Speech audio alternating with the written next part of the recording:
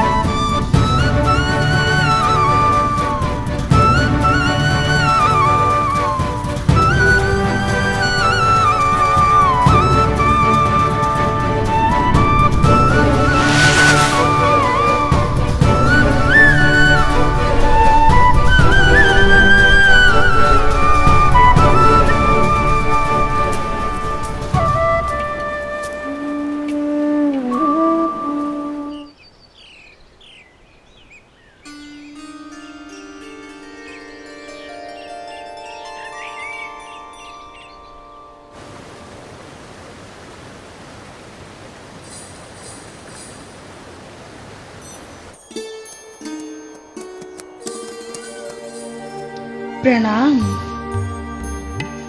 आप जो भी हैं, ना जाने आपको देख के मन संतुष्ट हो रहा है। कृपया करके आज हमारे गांव में ही रुक जाइए। अभी तो मेरी यात्रा आरंभ हुई है और अभी मुझे बहुत लंबी दूरी तय करनी है। ये लीजिए, शाम के लिए कुछ फल साथ ले जाइए। अगर सुबह शाम की चिंता की होती तो घर का त्याग ही क्यों करती। जो जीवन के अगले पल देंगे वो ही पल पल के लिए सब कुछ देंगे। फिर भी आपकी प्रसन्नता के लिए मैं इसे रख लेती हूँ। ये लीजिए। शुक्रिया। धन्यवाद। प्रणाम।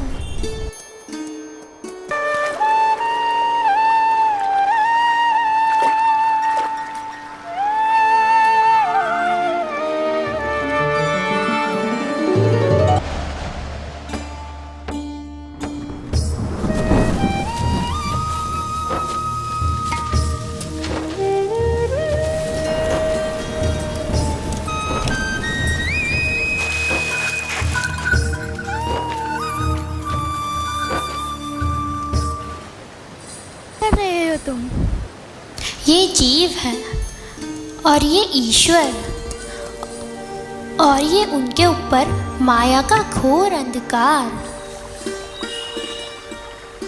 ये क्या? और उससे भी ऊपर ब्रह्म है, और सबसे ऊपर परब्रह्म।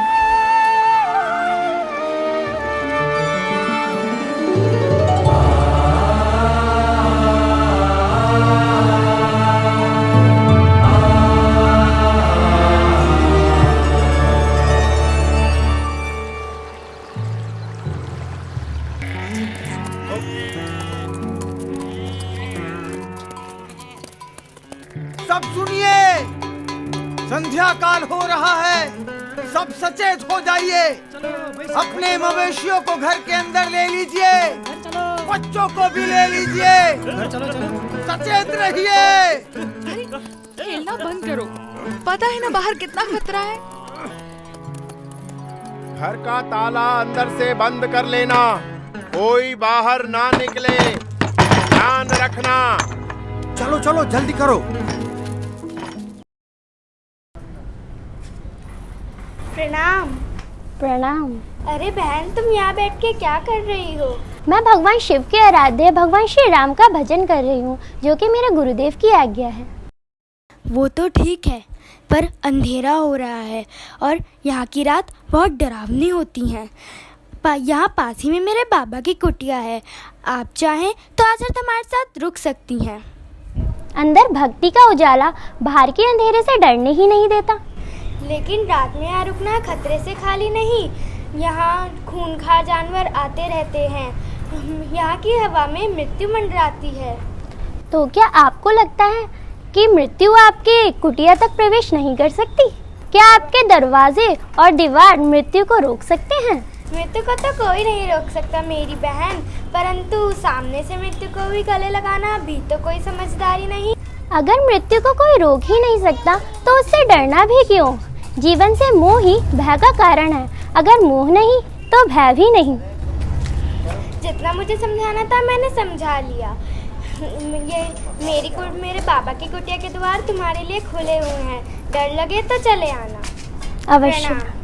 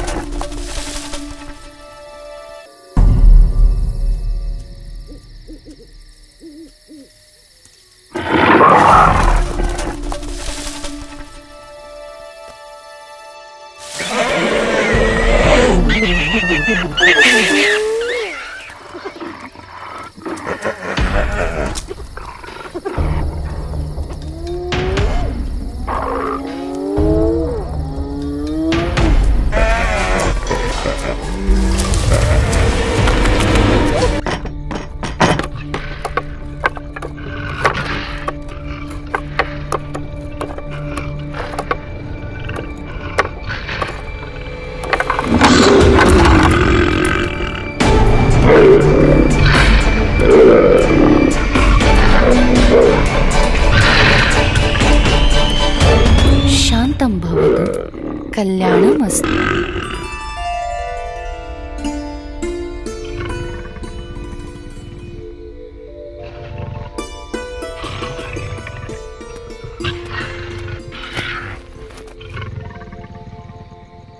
अद्भुत। जहाँ दिव्य प्रेम हो वहाँ भय नहीं हो सकता।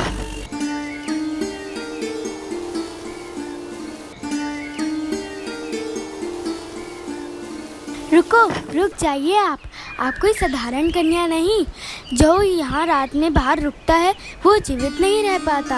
और आपके पास से तो जंगली जानवर होते हुए जा रहे थे, परंतु आपको उन्होंने कुछ नहीं कहा। कृपया यहीं रुक के हम आपकी सेवा का हमें अवसर प्रदान करें। आपकी सेवा ईश्वर की सेवा से कम नहीं। मेरे प्रभु की कुटिया तो सारा विश्व है। उस कुटिया को छोड़कर इस कुटिया को कैसे स्वीकार करूं? अगर बंधनों में ही बंधे रहना होता तो घर का त्याग ही क्यों करती? और रही बात ईश्वर की सेवा की, तो फिर जब तुम सबकी सेवा करते हो तो तुम ईश्वर की ही सेवा करते हो, और जब तुम सबसे प्रेम करते हो तो ईश्वर से ही प्रेम करते हो। अब मुझे आज्ञा दे।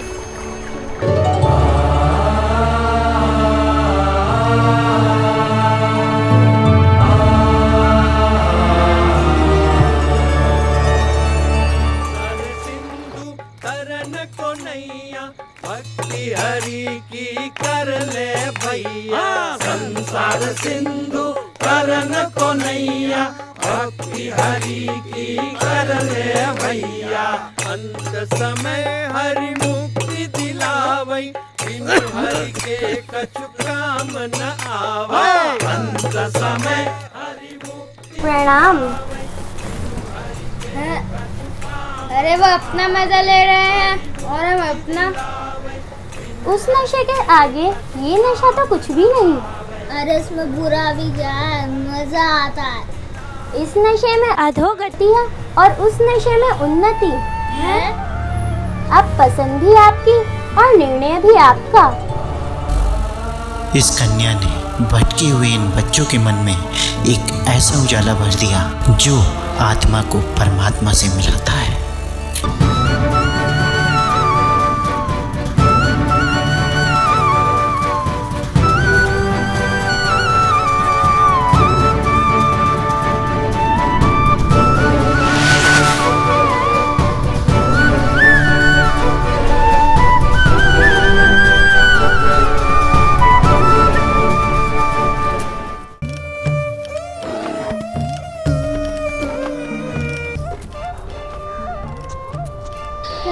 प्रणाम।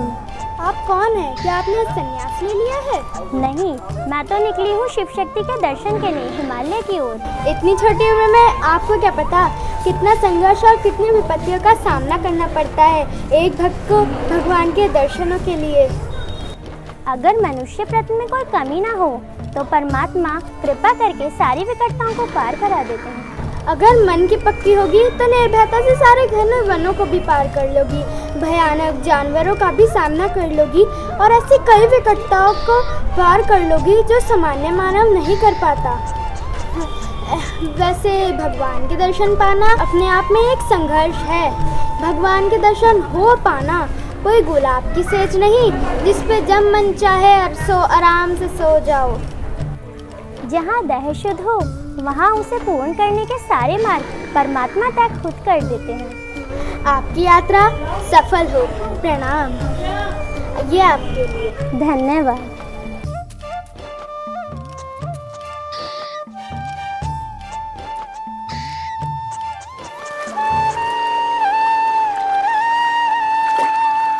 अब ये यात्रा चल पड़ी हिमालय की ओर।